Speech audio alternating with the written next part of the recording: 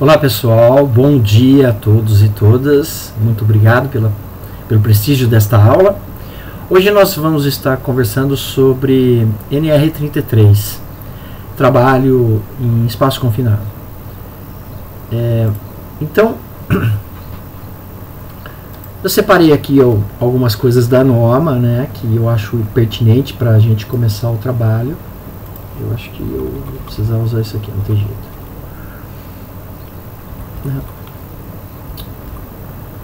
Bom, enfim, essa norma é relativamente recente, a revisão dela, ela foi inicialmente editada em 2006, teve uma primeira alteração em 2012 e agora uma segunda alteração em 2019.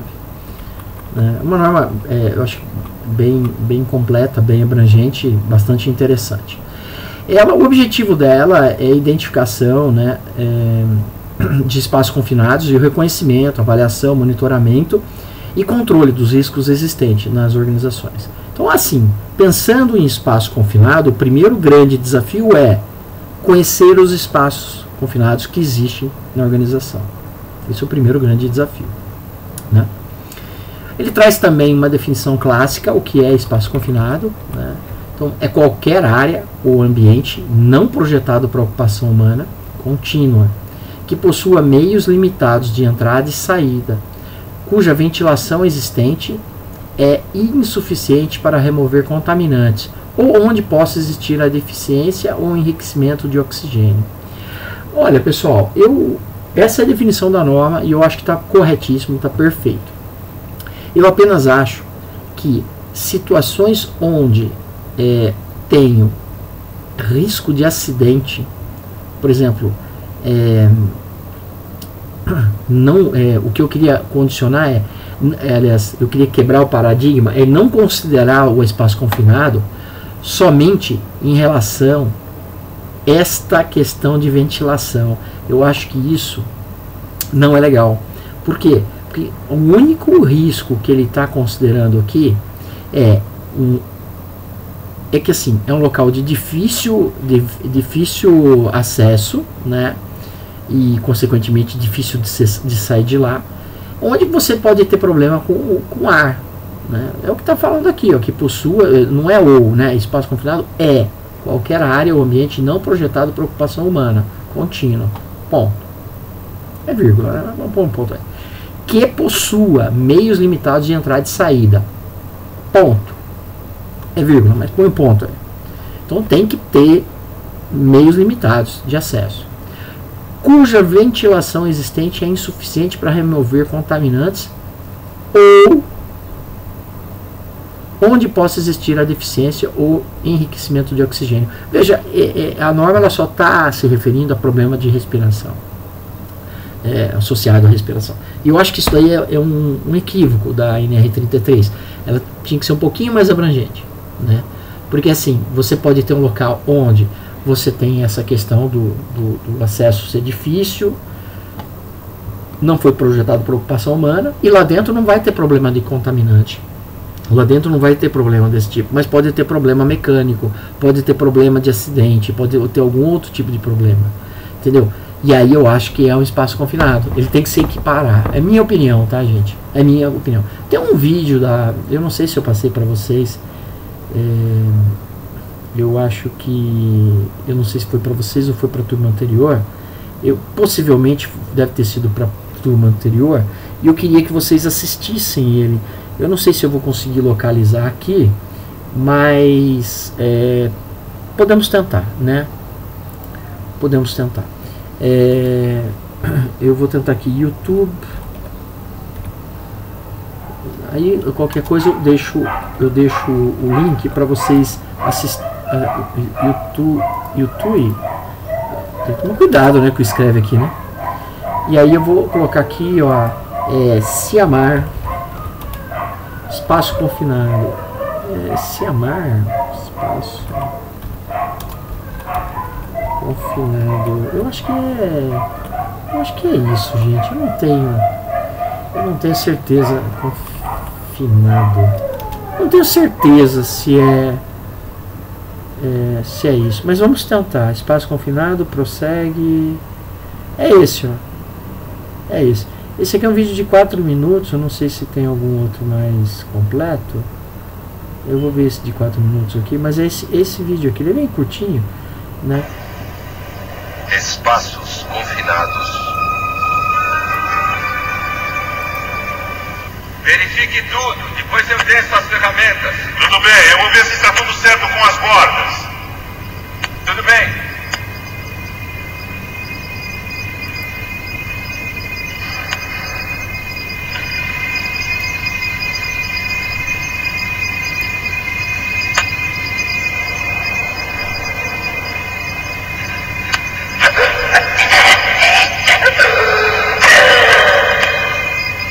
Como está indo aí, Martin?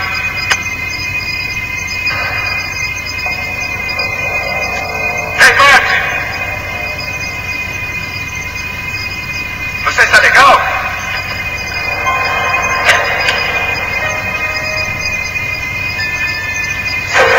Deus, o que houve?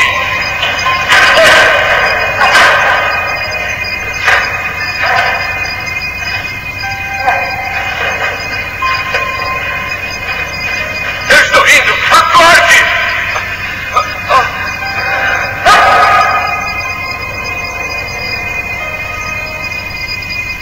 Tem alguém aí embaixo? Nossa. É você? Ei, Harry! Você está bem?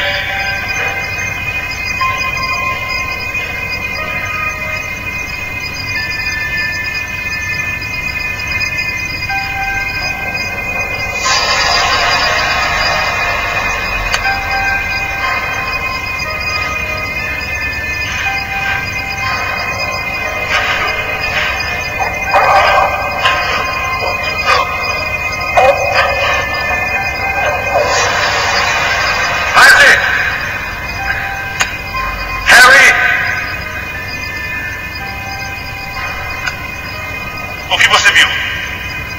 Eu vou dar uma olhada.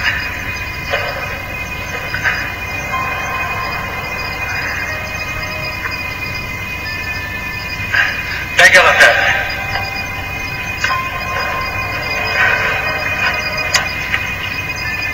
Tem alguém lá embaixo?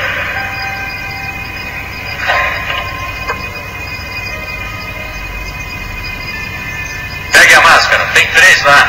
Acho que estão asfixiados.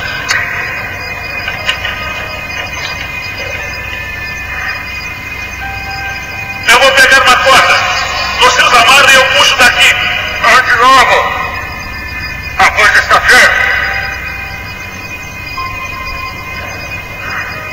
Pega a corda, Fred.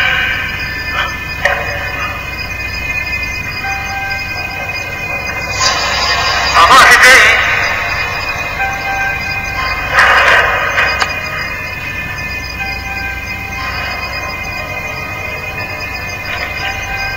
Aperte firme, Harry. Abaixa um pouco. Eu vou buscar socorro. Você está bem, Freddy?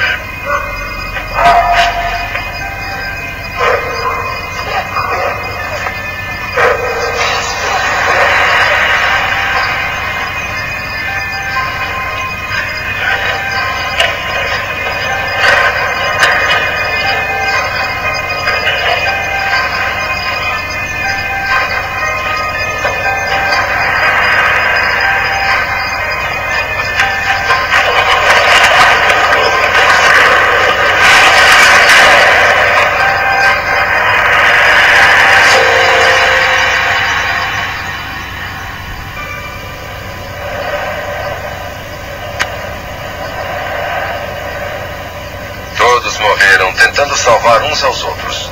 Não perceberam o perigo do espaço confinado. Não sentiram nenhum cheiro. Não sentiram nada.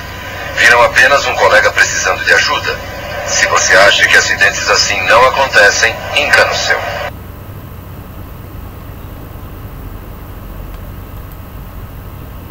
Então, gente, esse vídeo aí é esse, né? Eu vou parar por aí nesse vídeo, mas não é esse.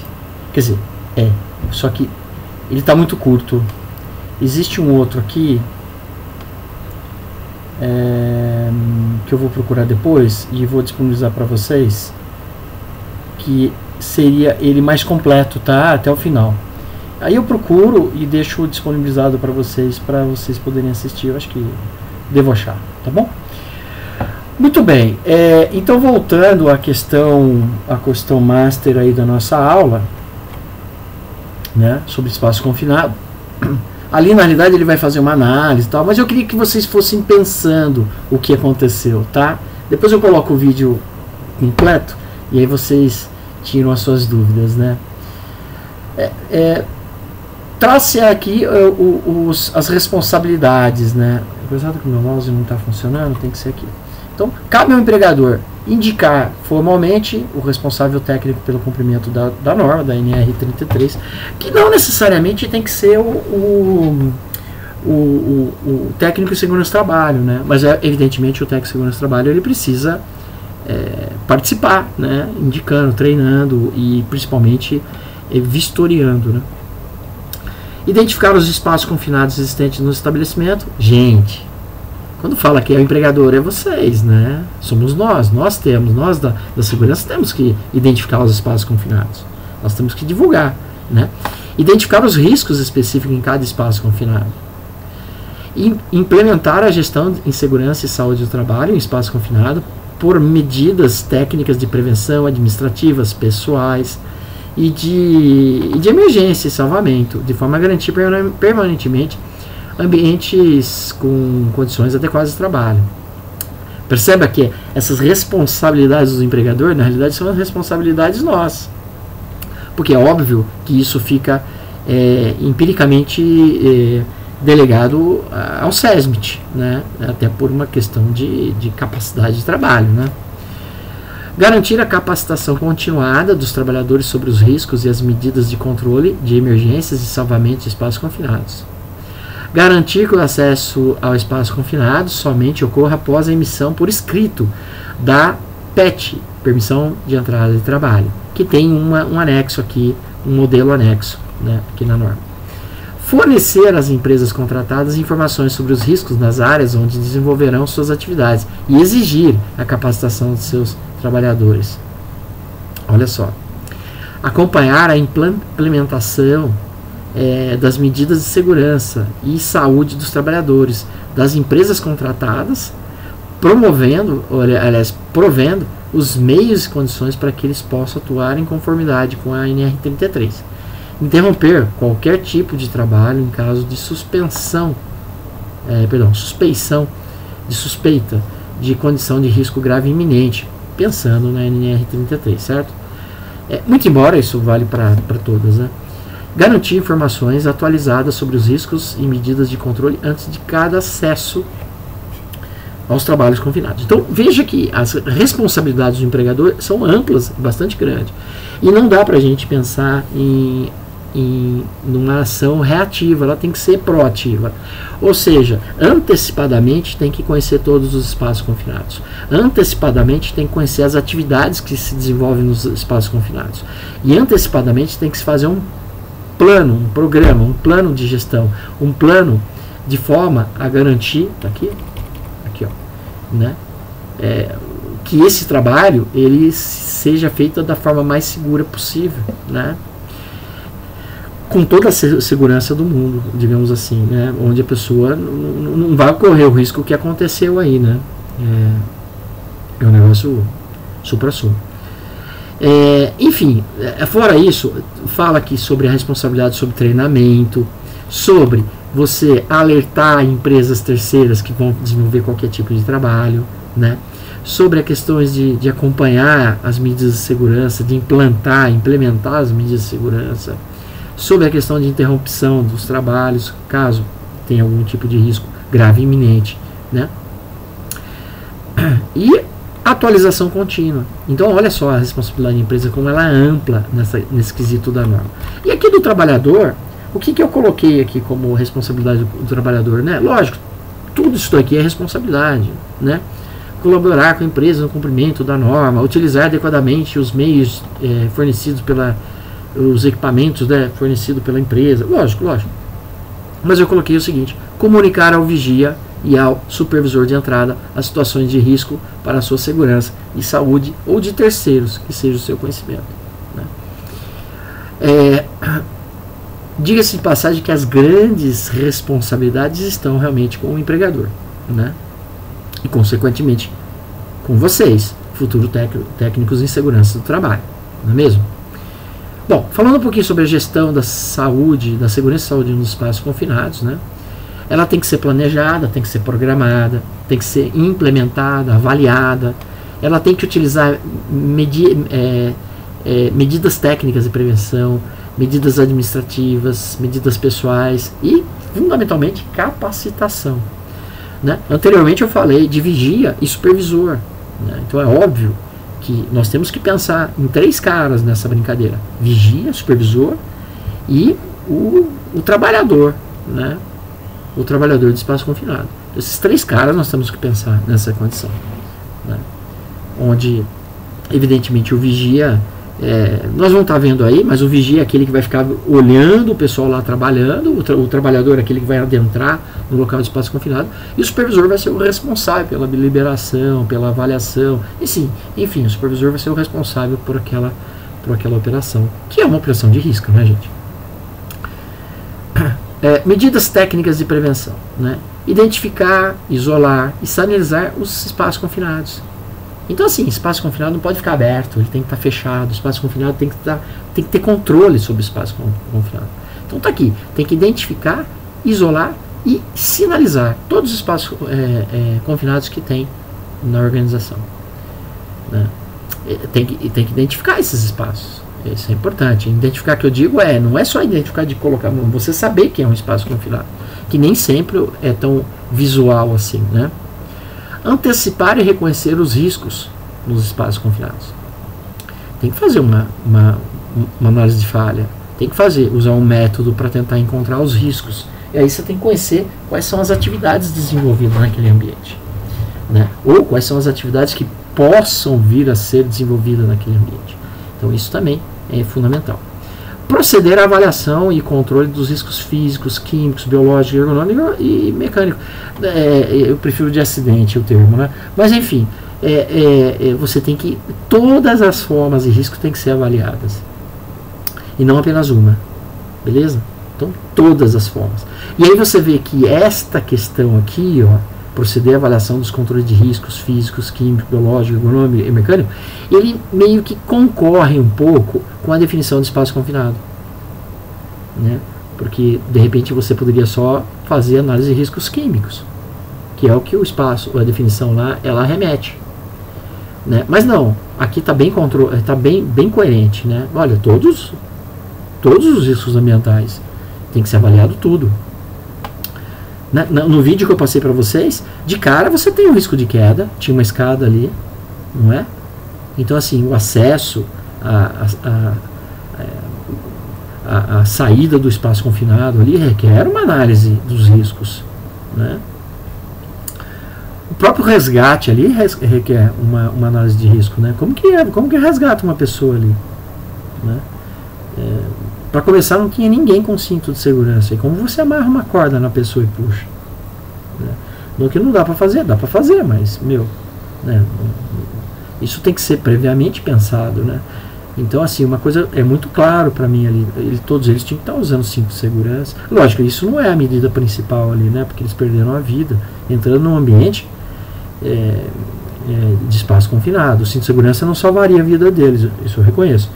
Né? Então existem outras medidas mais prioritárias a serem feitas ali no vídeo, mas evidentemente o cinto de segurança precisaria, né? Agora cabe a você analisar por que seria necessário, né? Prever a implantação de travas, bloqueios, alívio, lacres e etiquetagem. Tem que ter mesmo, né? Se é um espaço confinado, você tem que deixar travado, as pessoas não podem entrar lá sem controle. Como que você garante que uma pessoa, que uma equipe, uma pessoa não vai entrar sem a permissão de trabalho, né? Como que você garante? Você garante tendo bloqueio, né? Tendo alguma coisa lá que impeça. E aí somente uma pessoa autorizada, ou seja, somente uma pessoa com a responsabilidade pode permitir esse trabalho. Aí essa pessoa responde por isso. Mas evidentemente nós não queremos achar um culpado, não é isso. A gente quer que sejam cumpridos os procedimentos. E aí, você tendo uma pessoa responsável, ele vai garantir que o procedimento seja cumprido, né? Ou seja, o supervisor de trabalho em espaço confinado. É essa pessoa que tem que autorizar esses trabalhos, né? Que pode ser um técnico de segurança, lógico que pode, né? Mas não necessariamente tem que ser. Implementar medidas necessárias para a eliminação ou controle dos riscos atmosféricos em espaço confinado, né? Avaliar a atmosfera dos espaços confinados antes da entrada dos trabalhadores. Tem que avaliar, né? Esse vídeo ninguém avaliou como estava a questão da atmosfera interna. Aquele vídeo que eu passei para vocês da corda que arrebentou, do trabalhador entrando numa cisterna, não é? Não avaliou a situação que estava aquele espaço confinado. No espaço confinado, né, gente? Não avaliou. E tem muito espaço confinado.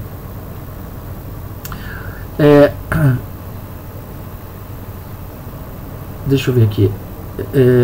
Manter as condições atmosféricas aceitáveis dentro do espaço confinado, na entrada e durante toda a realização dos trabalhos, monitorando, ventilando, purgando, lavando ou inertizando o espaço confinado. Monitorar continuamente a atmosfera dos espaços confinados das áreas onde os trabalhadores autorizados estiverem desempenhando suas atividades. Então não é só avaliar no início, na entrada, continuamente. Enquanto eles estiverem lá, tem que monitorar. Aqui a norma proíbe a utilização de oxigênio puro para ventilação. Não pode. Até porque o oxigênio ele é extremamente oxidante. E o oxigênio ele facilita uma ignição de algum combustível, né? Então assim, é perigoso trabalhar com oxigênio, né? Você pegar o oxigênio e graxa, o resultado disso pode ser catastrófico, né? Então, o oxigênio puro, né? Oxigênio é uma grande concentração. Então tem que ventilar, se precisar ventilar. Se eu vou ali no vídeo, não nesse vídeo que eu passei, mas no anterior da corda, eu posso até passar de novo, né? De novo aqui. É falado, inclusive, em ventilar, mas pensando no calor, não pensando na questão de oxigênio, de ar, né? Pensando no calor, que o calor é grande e tal, né? Então, essa é a necessidade. Deixa eu pegar aqui, gente, eu quero passar aquele videozinho para vocês. Deixa eu ver se esse aqui, ó, é rapidinho, né? Então acho que vale a pena passar. Essas cordas, filho, de amarrar boi. Mas são todas aí. Tem uma boa lá. Tem que ir levando dos dois lados dela. Não, vou ligar, pode ir. Vai soltando devagar, pode ir. Você tinha que ter mais uma. É isso aí. Vai. Vamos pôr aquele outro pau que é melhor. Qual outro pau você fala, pai? Pode isso, pode ir daí. Calma. Ali já dá uma trazendo. Arruma ela pra mim, viu, pai? Já suou? O ventilador que aqui desce, o ventilador. O que vai cair na água. Dá um tchauzinho pra câmera aqui, ó. Tchauzinho por cá. Não tem viagem mais. Caiu! Não é pra dar risada. Aqui, tá bom. Esse vídeo foi só para refrescar a memória, ou aqueles que não assistiram poder ver o que é que eu estou me referindo, né? Ele está entrando num espaço confinado, gente, sem o mínimo cuidado, né? Ele não sabe se lá dentro vai ter ar, se não vai ter ar, não sabe, né?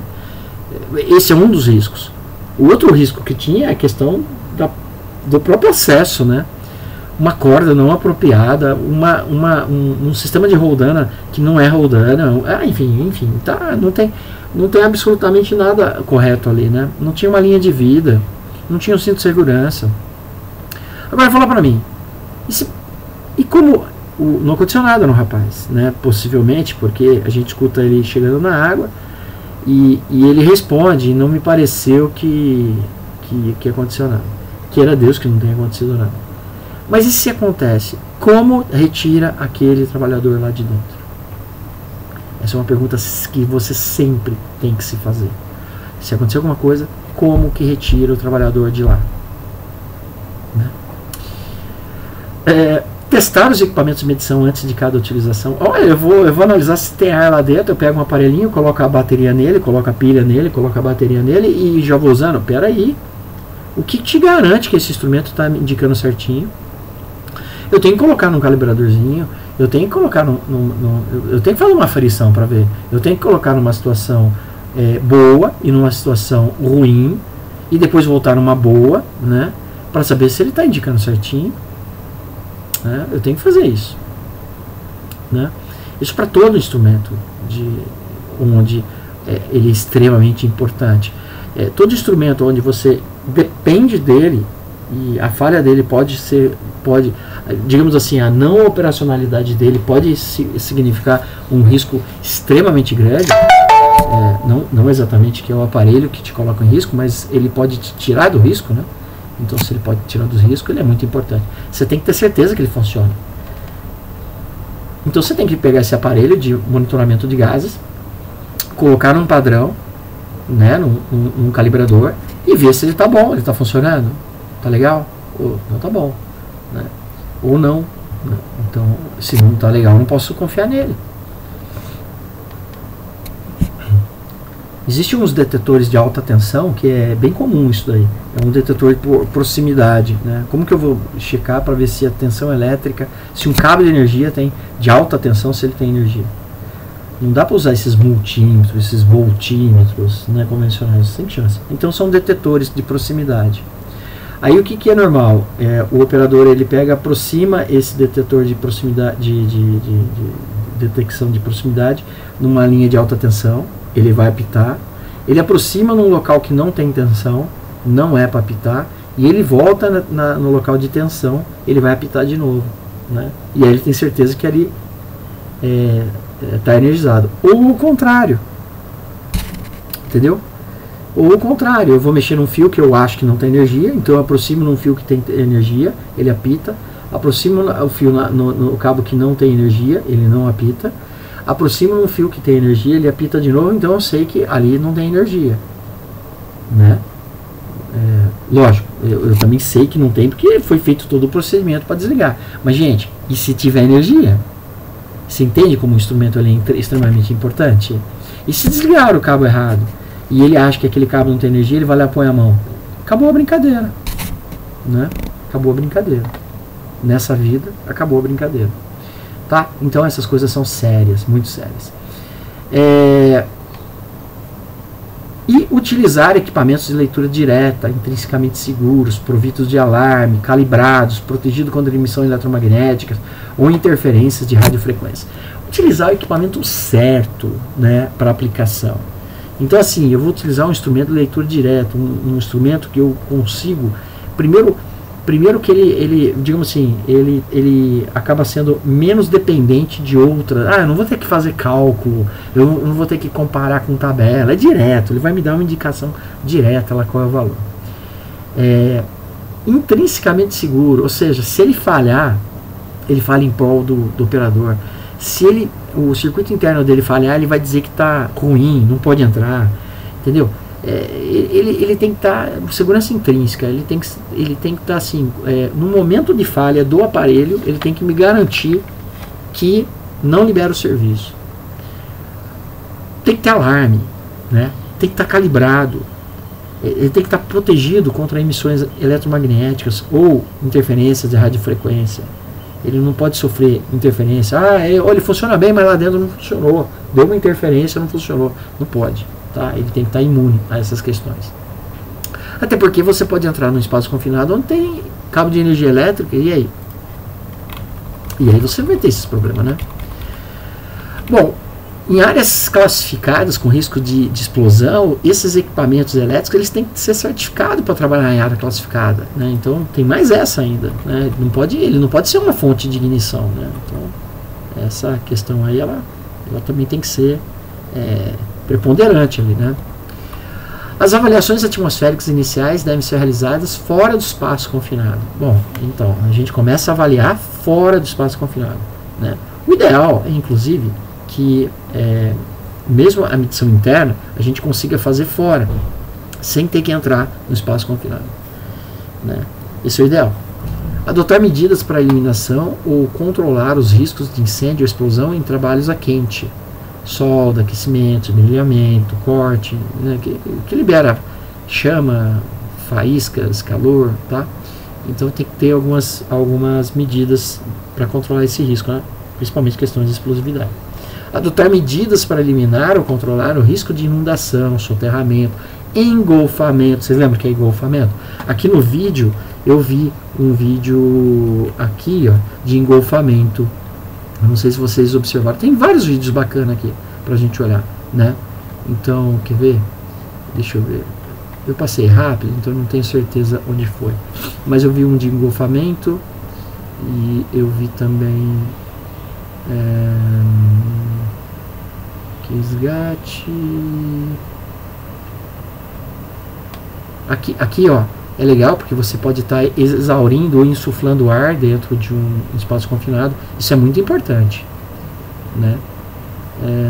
Aqui, esse aqui é um engolfamento, né?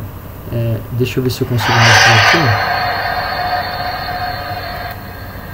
Eu vou mostrar. Olá pessoal, boa tarde. Aqui a ideia de um engolfamento. Lúcio. Hoje nós voltamos aqui com a nossa maquete que foi apresentada na FISP 2016, que acontece nos silos que chamamos de engolfamento. Olha lá. Segundo a NR33, o engolfamento acontece tanto no meio sólido como também no meio líquido. Infelizmente, os acidentes são então o engolfamento tem a ver com a pessoa afundar nesse sólido, né? Ele vai falar um geral aqui, né? Mas olha lá, nós podemos observar como que funciona a dinâmica da movimentação dos grãos dentro do silo. O primeiro trabalhador ficou contido, o segundo trabalhador que está solto foi completamente envolvido pelos grãos, né? Esse é o engolfamento, tá? Então, gente, é super complicado isso, né? Mas assim, temos que pensar, né? Eu gostaria de mostrar aqui, eu vou mostrar aqui uma fábrica,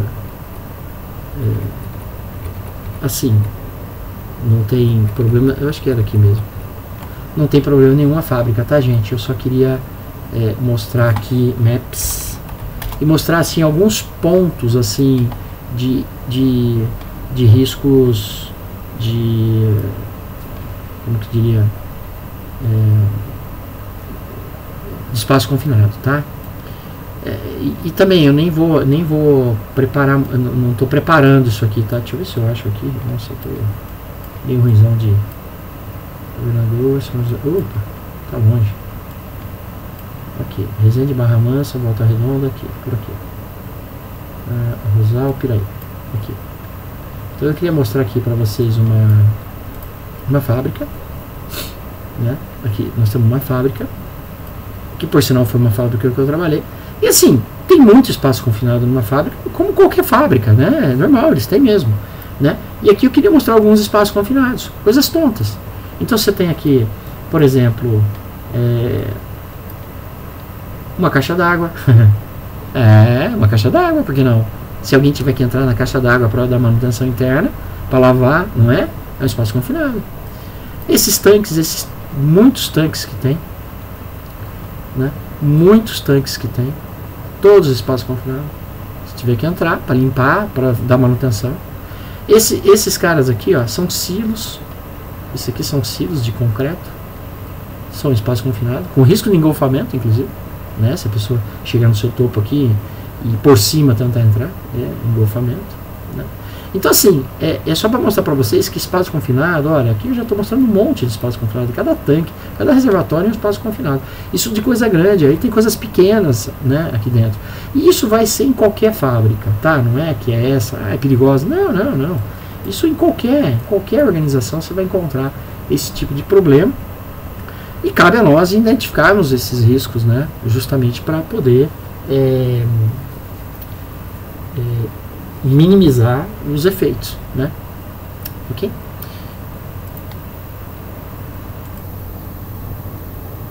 Bom, gente, sobre medidas administrativas, O que a norma traz? Manter o cadastro atualizado de todos os espaços confinados, inclusive dos desativados, mesmo aqueles que não mais são frequentados, não mais são utilizados, ainda assim tem que estar lá no cadastro, né?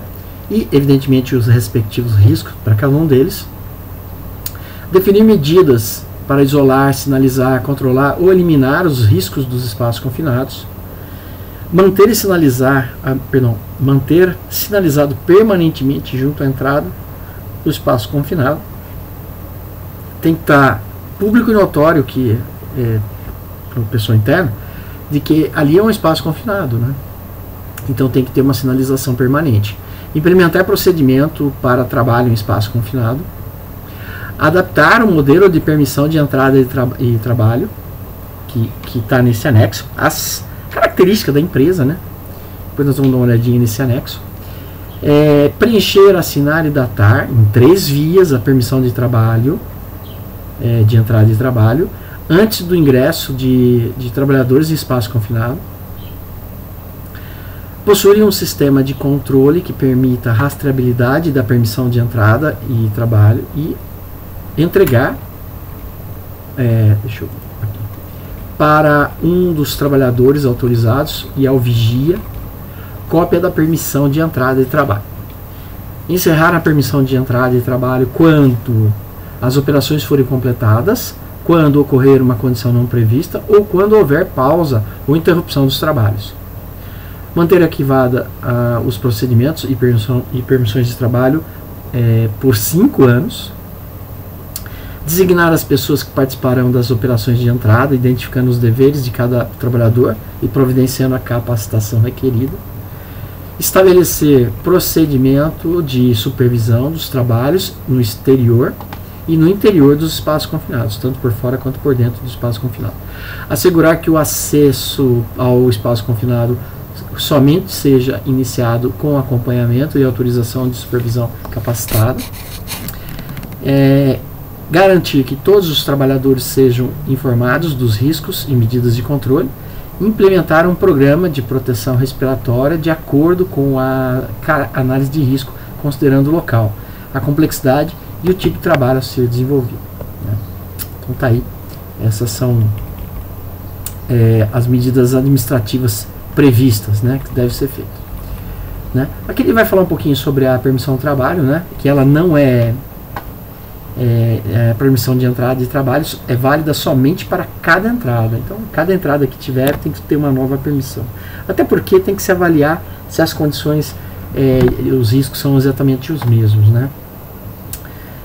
Ele complementa aqui que nos estabelecimentos onde houver espaço confinado, né, deve ser observada a ABNT NBR 14606, posto de serviço, entrada em espaço confinado, e a NBR a BNT NBR 14787, espaço confinado, prevenção de acidentes, procedimentos e medidas de proteção.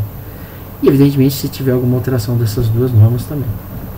Então vale a pena dar uma olhadinha, né? O procedimento para trabalho deve contemplar no mínimo objetivo, campo de aplicação, base técnica, responsabilidades, competências, preparação, emissão, uso e cancelamento da permissão de entrada de trabalho. Capacitação para os trabalhadores, análise de risco e medidas de controle. Os procedimentos para trabalho em espaço confinado e permissão de trabalho devem ser avaliados no mínimo uma vez ao ano. Anualmente tem que se fazer uma avaliação. E revisados sempre que houver alteração de riscos. Aí ele fala com a participação do SESB e da CIPA. Então, os trabalhadores têm que estar envolvidos, né? Eu não sou muito fanático pela participação da CIPA. Eu acho que a CIPA tem que ser comunicada, tal, porque nem sempre a CIPA tem preparo para esse tipo de análise, né? Muitas vezes a CIPA é muito pouco técnica, pouco preparada, né, para se fazer esse tipo de análise. Mas eu acho que é fundamental que os trabalhadores de espaços confinados, que são treinados, eles participem, né? Isso eu acho fundamental. A legislação fala da CIPA, então pelo menos um representante da CIPA participar no processo né, para cumprir a legislação. Ou quando essa CIPA for atuante, aí sim, aí realmente fica bem interessante, né? Os procedimentos de entrada em espaços confinados devem ser revistos quando da ocorrência de qualquer uma das situações aqui, né? Então, assim, além de anual, se necessário, anual, tem que ser fazer uma verificação, né? Que é o que fala aqui, ó. Ele tem que ser pelo menos avaliado uma vez ao ano e revisado quando houver alteração nos riscos, mas revisado também, né? Sempre que houver entrada não autorizada no espaço confinado. Falhou o sistema, né, gente? Alguém não autorizado entrou, falhou. Então tem que rever o procedimento. Identificação de riscos não descritos na permissão de entrada de trabalho. Acidente, incidente ou condições não previstas durante a entrada. Qualquer mudança na atividade desenvolvida ou na configuração do espaço confinado. A solicitação do SESB ou da CIPA, isso eu acho muito complicado. Solicitação do SESB, sim, com certeza. Agora da CIPA, eu vejo... Bom, ela não vai pedir à toa, né? Então, assim, se houver uma solicitação, vamos entender que existe um problema, né? E identificação de condições de trabalho mais segura, né? Então, se houver uma possibilidade de um trabalho mais seguro, por que não, né? Uma mudança de procedimento, por que não, né? Se houver a possibilidade de não entrar no espaço confinado, melhor, né? Medidas pessoais. Todo trabalhador designado para trabalhar em ambiente confinado, em espaço confinado, deve ser submetido a exames médicos específicos. Capacitar todos os trabalhadores envolvidos, direto e indiretamente, né, em espaço de confinado, sobre seus direitos, deveres, riscos e medidas de controle. Lembra no Código Civil? Ninguém pode expor outra pessoa a risco de vida, né, a perigo de morte. Então, assim, as pessoas têm que estar cientes de todos os riscos, tá, gente? Isso é importante. O número de trabalhadores envolvidos deve ser determinado conforme a análise de risco, né? Então, assim, não é trabalhar com o mínimo, né, ou menos que o mínimo, né? Tem que se avaliar a condição necessária. Isso é importante. É vedado a realização de qualquer trabalho em espaços confinados de forma individual ou isolada. Não se trabalha em espaços confinados de forma individual e nem isolado. Ou seja, é obrigatório, tem que ter um vigia, tá? Tem que ter um vigia. Aqui não está falando que no mínimo tem que entrar 2 pessoas, não é isso. Mas mesmo que entre uma só, tem que ter um vigia tomando conta dele. Então tem 2 pessoas, certo? O supervisor de entrada deve desempenhar as seguintes funções: emitir a permissão de entrada e trabalho antes do início das atividades, executar os testes, conferir os equipamentos e os procedimentos contidos na permissão de entrada e trabalho, assegurar que os serviços de emergência e salvamentos estejam disponíveis e que os meios para solucioná-lo estejam operantes, cancelar os procedimentos de entrada e trabalho quando necessário e encerrar a permissão de trabalho após o término, né? O supervisor de entrada pode desempenhar a função de vigia. Ele pode ser o vigia, tá? O vigia não pode ser o supervisor, mas o supervisor pode ser o vigia. O vigia deve desempenhar agora as funções do vigia. Manter continuamente a contagem precisa do número de trabalhadores autorizados no espaço confinado e assegurar que todos saiam ao término da atividade. Ele tem que tomar conta de quem está lá dentro, né, gente? É vigia de quem está lá dentro, não é de quem está lá fora, né? Permanecer fora do espaço confinado. Nunca um vigia ele entra em espaço confinado, ele não pode entrar. Ele podia tentar. Não, não pode. Vigia não pode entrar, tá? Vigia não pode entrar. Junto à entrada, em contato permanente com os trabalhadores autorizados. Adotar os procedimentos de emergência, acionando a equipe de salvamento, pública ou privada, quando necessário. Operar os movimentadores de pessoas. Assim, ele pode içar, né, se tiver assim, toda vez que tem um trabalho em espaço confinado, é muito importante você ter uma forma de resgate já pronta, né? De repente você tem um tripé com uma corda que já está lá no cinto de segurança dos trabalhadores que estão dentro do espaço confinado. E você pode acionar, puxar, né, o vigia ele pode puxar e içar de volta o trabalhador. Isso ele pode, tá? O que ele não pode fazer é entrar. Isso não. Ordenar o abandono do espaço confinado sempre que reconhecer algum sinal de alarme, perigo, sintoma, queixa, condição proibida, acidente, situação não prevista ou quando não puder desempenhar efetivamente suas tarefas, sem nem ser substituído por outro vigia. Entendeu? Se o vigia estiver lá com dor de barriga, ele vai no banheiro, todo mundo tem que voltar, ele não pode continuar o serviço. Tem que abandonar o espaço confinado, todo mundo, esperar ele voltar. É isso aí, tá? Ou troca-se o vigia. O vigia não poderá realizar outras tarefas que possam comprometer o dever principal, que é o de monitorar e proteger os trabalhadores autorizados. Tá, gente? É uma função muito importante em espaços confinados, né? Cabe ao empregador, né, fornecer garantia aos trabalhadores, né, para que eles disponham de todos os equipamentos para controle de riscos previstos na permissão de entrada de trabalho, né? Em caso de existência de atmosfera IPVS imediatamente perigosa à vida e à saúde, somente pode ser adentrado com a utilização de máscara autônoma de demanda com pressão positiva ou com respirador de linha de ar comprimido com cilindro auxiliar para escape. Essa condição IPVS é uma condição onde não existe, não tem ar em quantidade suficiente lá dentro do espaço confinado para a pessoa poder respirar. Ou existe agente tóxico que possa colocar em risco a vida da pessoa, né? Onde não adianta utilizar um filtro purificador, tem que usar ar mandado ou máscara autônoma. Uma condição que se equipara a IPVS é quando eu não sei o que tem lá dentro, entendeu? Quando você não sabe o que tem dentro do espaço confinado, a gente assume que lá é uma condição IPVS, porque eu não sei o que tem, então é IPVS.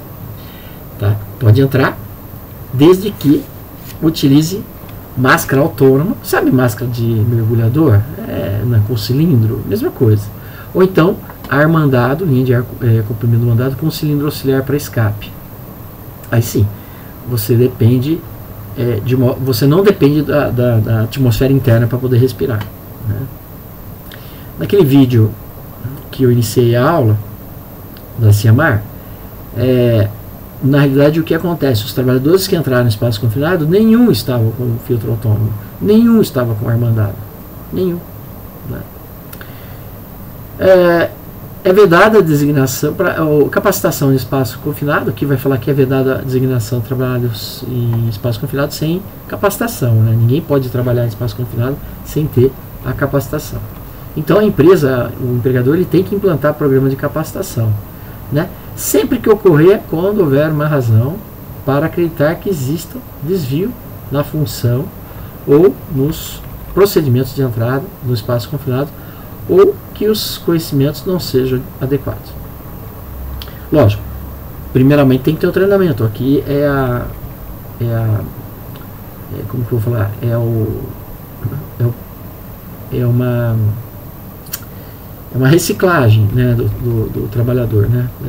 Pode ser que fique mal entendido essa frase, mas assim, todo trabalhador de espaço confinado tem que ter treinamento, né? E aí você tem que reciclar ele, sim, sem dúvida.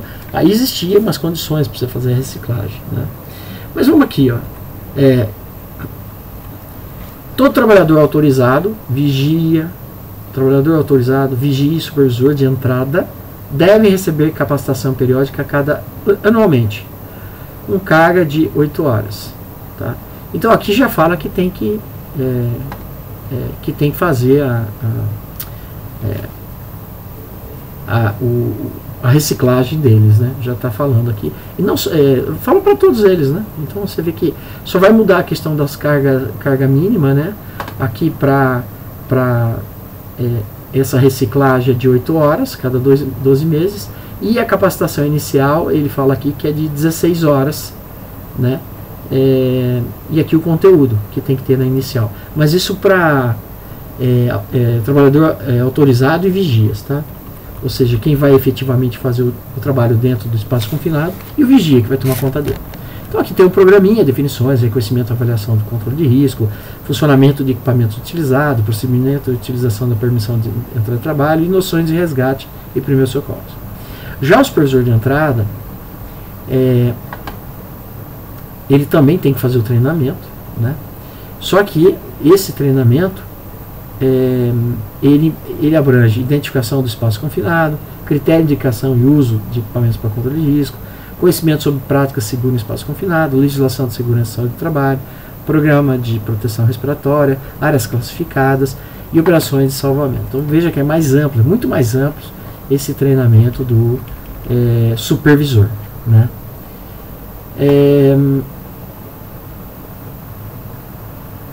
Aqui o que não fala é qual o tempo, né,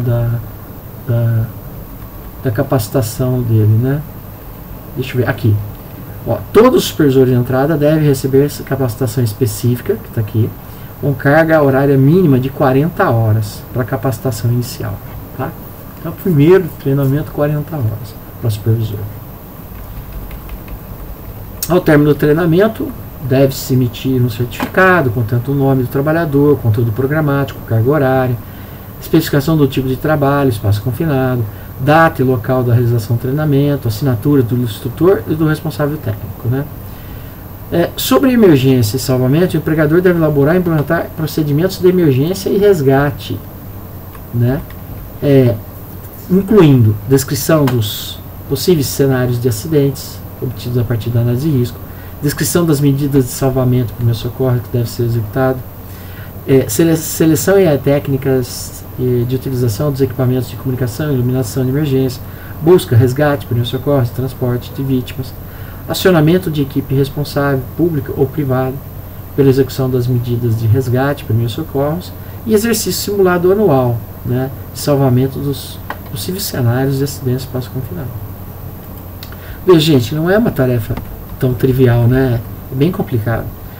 O pessoal responsável pelo salvamento, né, pela execução das medidas, deve possuir aptidão física e mental compatível, né? Então, assim, isso de certa forma tem que ser previsto no ASO, né?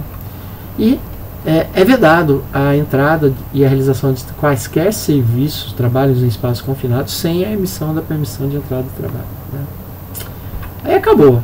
Aqui tem um anexo de sinalização, proibida a entrada com risco de morte. Espaço confinado. Esse aqui, o anexo 2, a permissão de trabalho, né, de entrada de trabalho. Então tem aí o nome da empresa, pode ser adaptado, né? Local do trabalho, espaço confinado, data e hora de emissão, término, o que tem que ser feito, quais são os trabalhadores, quem que é o vigia, quem que é a equipe de resgate, quem é o supervisor de entrada, né? Aí vem os procedimentos, né? Isolamento, teste inicial da atmosfera, horário, aí colocar os valores aqui, nome do supervisor de teste, bloqueio, travamento e etiquetagem, né? Não se aplica assim, não. Purga, exaustão ou lavagem, ventilação, exaustão, tipo, equipamento e tempo, teste pós-ventilação, iluminação geral, procedimentos de comunicação, resgate, proteção e movimentação vertical, né, treinamento de todos os trabalhadores, se ele é atual, os equipamentos, monitoramento contínuo de gases, lanternas, roupa de proteção, extintor de incêndio, e etc. Né? Então, mais coisas aqui. Né? Depois a legendinha, depois procedimentos que devem ser completados durante o desenvolvimento dos trabalhos, permissão de trabalhar quente, sim ou não, né? Porque é permissão de entrada de trabalho, aqui já é permissão de trabalho a quente. Procedimento de uma outra, né? Vai precisar de outra, vai ou não, né? Outra permissão, sim ou não. Procedimento de emergência e resgate, os telefones aqui, né? E as observações, né? A entrada não pode ser permitida se algum campo não for preenchido ou contiver marca na coluna não. A falta de monitoramento contínuo da atmosfera interior do espaço confinado, alarme, ordem de vigia ou qualquer situação de risco à segurança dos trabalhadores implica no abandono imediato. Qualquer saída de toda a equipe ou qualquer motivo implica a emissão de nova permissão de entrada. Essa permissão de entrada deverá ficar exposta no local de trabalho até o seu término. Após o trabalho, essa permissão deverá ser arquivada, né? E aí acabou. Aí vem o glossário, né? Os dicionarinho aqui. E acabou, né? Então, isso aqui é, em síntese, o que diz a NR33. Gente, muito obrigado aí pela paciência e até a próxima.